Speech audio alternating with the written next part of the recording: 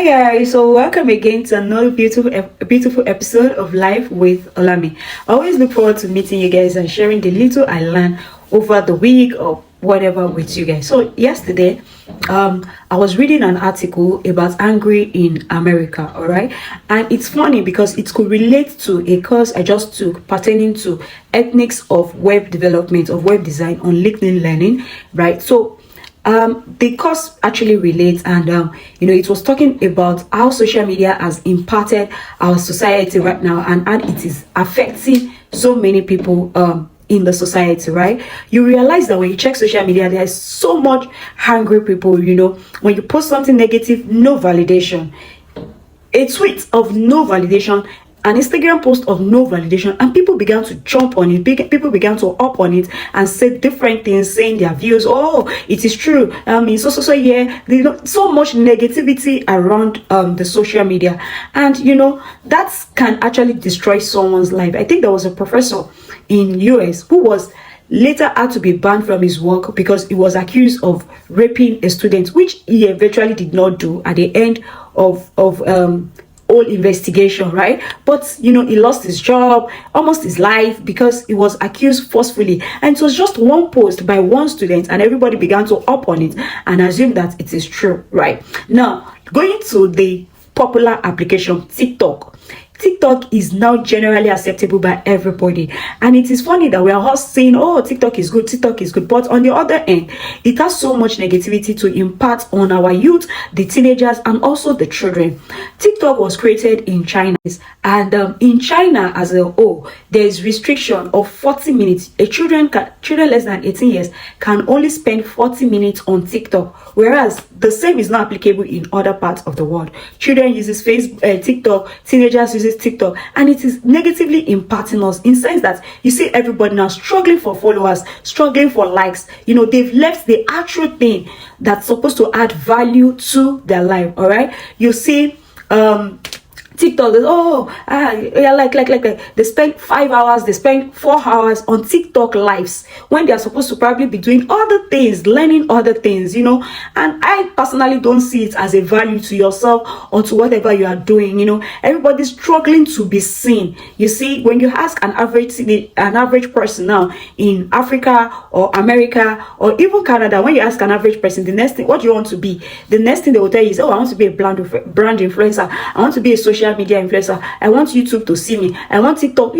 All of that is now the struggle of the youth. And when you go to China, for example, and you see children 5 years old, 6 years old, 10 years old, you see them building things, you see them being involved in constructions, in different things, and you ask them, what do you want to be when you grow up? Yeah, I want to be a doctor, I want to be an engineer, I want to be an astronaut. Whereas it's not the same thing applicable in other parts of the world, right? So as parents, we need to stand up, and find a restriction for your child, even if the environment or the productions or the softwares are not finding restriction for your children, because being good, being great as your children, it is in our hands as parents. All right, so that's aside.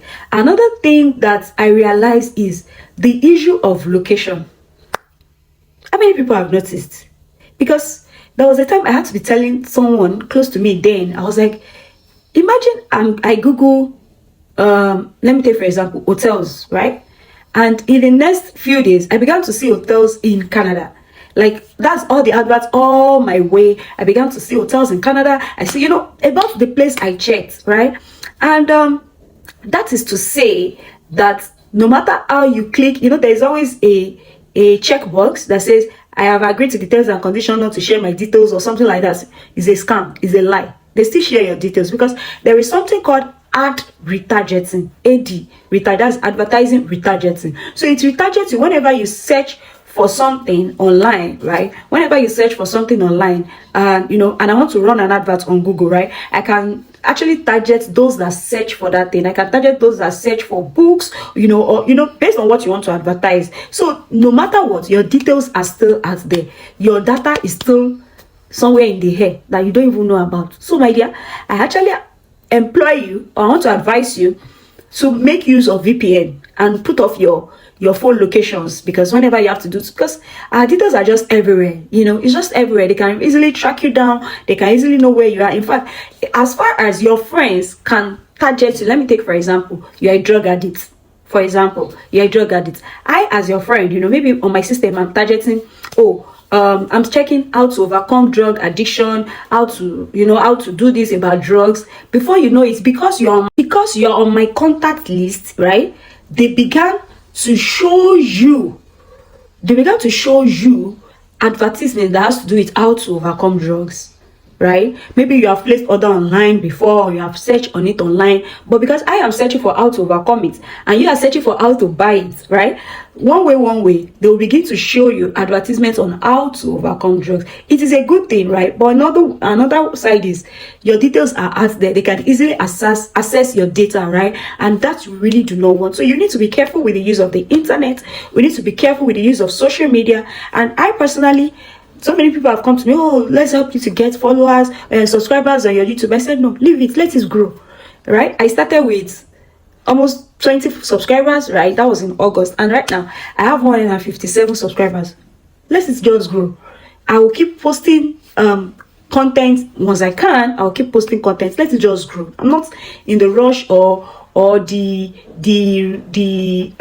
do they call it? The anxiety of getting followers on TikTok, on YouTube. If it grows, fine. If it doesn't, it is well.